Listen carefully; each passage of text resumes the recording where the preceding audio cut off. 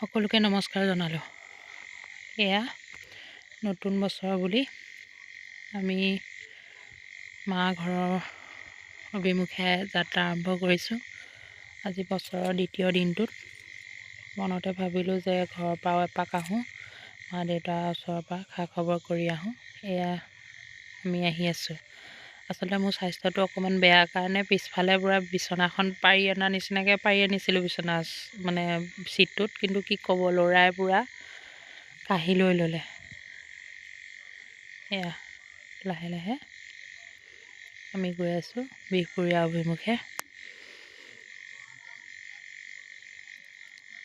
আৰু বাটত ক'ৰবাত ৰ'ম, ব'লক গৈ থাকোঁ, আপোনালোকে আমাৰ লগতে ব'লক, গৈ দেখা পাব আমি ক'ত গৈ আছোঁ, কি কৰিবলৈ গৈ আছোঁ।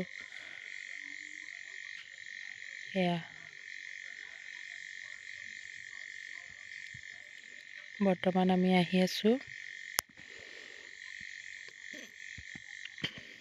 ভাল লাগে ন এনেকুৱা ঠাণ্ডা দিনত, বছৰটো নতুন। কিন্তু এইবাৰ কিবা এটা জুবিন দা নোহোৱা হোৱাৰ পৰা কিবা এটা নিমাও মাও পৰিৱেশ এটা হৈ আছে। ক'তো মানে ফূৰ্তি কৰা বিশেষ তেনেকুৱা একো হেৰি নাইকিয়া নিচিনা হৈ গৈছে আচলতে।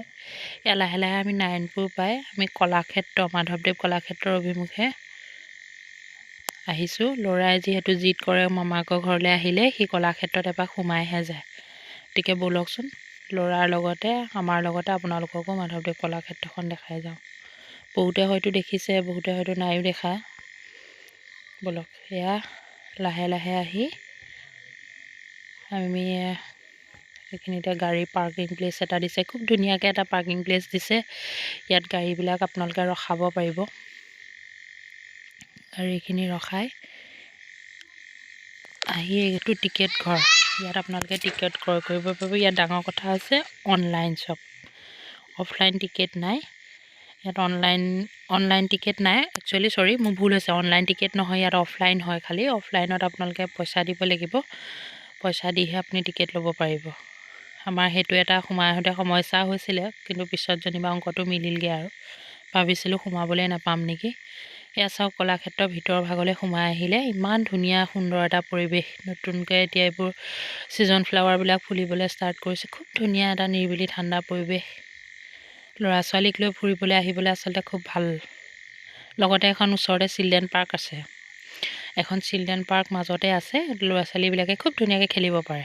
আৰু আমাৰ ল'ৰা একদম আহি আহি অভ্যাস হৈ গ'ল যে পূৰা চিধা দৌৰিছে আৰু আমালৈ ৰৈ থকা নাই। এফালে এজনৰ আকৌ ভাগৰেই লাগিলে, হোৱা ঠেং জোকাৰি পূৰা বহি আছে।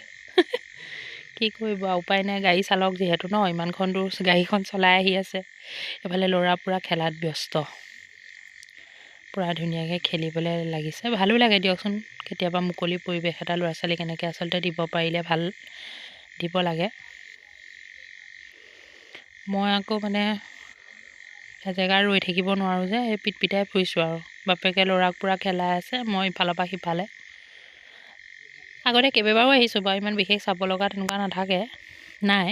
তথাপিও আহিছোঁ যিহেতুকে পৰিৱেশটো ইমান ভাল লাগে, আপোনালোকক দেখাওঁ বুলিয়ে ভিডিঅ'খিনি কৰি ৰাখিছোঁ।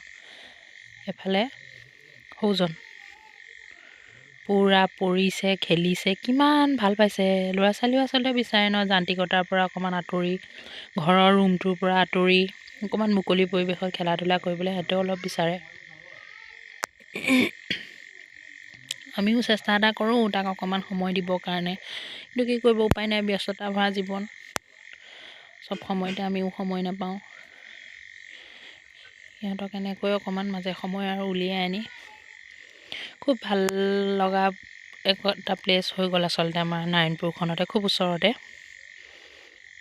যিহেতু মাধৱ গুৰুজনা আমাৰ ইয়াতে জন্মস্থান, লেটেকু পুখুৰী।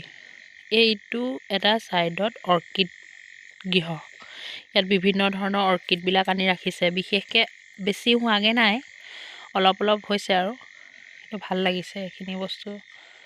এই পাত চাওকচোন, হালধীয়া ফুল পাই এতিয়াও ইমান ধুনীয়াকৈ ফুলি আছে, দেখি কিবা এটা মৰম লাগি গৈছে ন। নোচোৱাকৈ আচলতে নোৱাৰিলোঁ, কিন্তু তাত বাৰেপতি লিখা আছে স্পৰ্শ নকৰিব, কিন্তু ফুলপাহ ইমান ধুনীয়াকৈ ফুলি আছিল, মই নোচোৱাকৈ থাকিব নোৱাৰিলোঁ আৰু। ইয়াত কিন্তু একদম লিখি থোৱা আছে দেই, স্পৰ্শ নকৰিব বুলি পেলাই। মই মানে ভুল কৰিছোঁ আৰু উপায় নাই। ফুলপাহ ইমান ধুনীয়াকৈ ফুলি আছে, নোচোৱাকৈও থাকিব নোৱাৰি। ভাল লাগিছে ন কিবা এটা। খুব ধুনীয়াকৈ অৰ্কিডবিলাক, এইসকল বাহিৰৰ পৰা হয়তো কোনোবা চাবৰ কাৰণে পৰ্যটক আহিছে নেকি।